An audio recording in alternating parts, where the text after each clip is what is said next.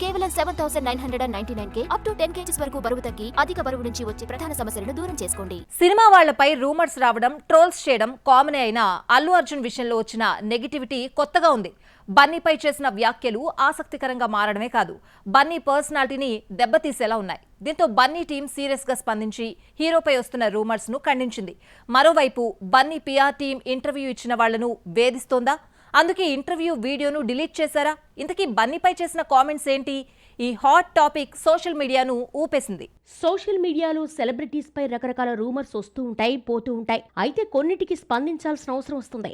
అల్లు అర్జున్ పై ఓ brand strategy విభాగం manager Kaveri Baruva చేసిన comments తో బన్నీ టీమ్ తో పాటు ఫ్యాన్స్ ఒక్కసారిగా ఉలికిపడ్డారు. పాడ్కాస్ట్ లో పాల్గొన్న ఆమె బన్నీతో కలవాలంటే రూల్స్ కఠినంగా దాదాపు 42 రూల్స్ ఉంటాయంటూ షాకింగ్ కామెంట్స్ చేసింది. అల్లు అర్జున్ కలవడానికి ముందు దాదాపు 42 రూల్స్ తో నోటిచ్చారని, సారు కళ్లల్లో చూడకూడదు, షేక్ హ్యాండ్ ఇవ్వకూడదు, దూరం మెయింటైన్ చేయాలి, ఫోన్ కూడా యూజ్ చేయకూడదన్నారని తెలిపింది.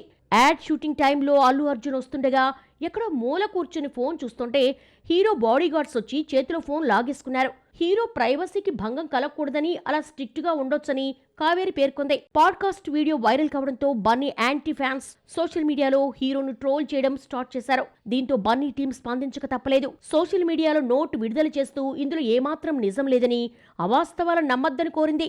అల్లు అర్జున్ హుందాగా గౌరవప్రదంగా ఉంటారని పేర్కొంది.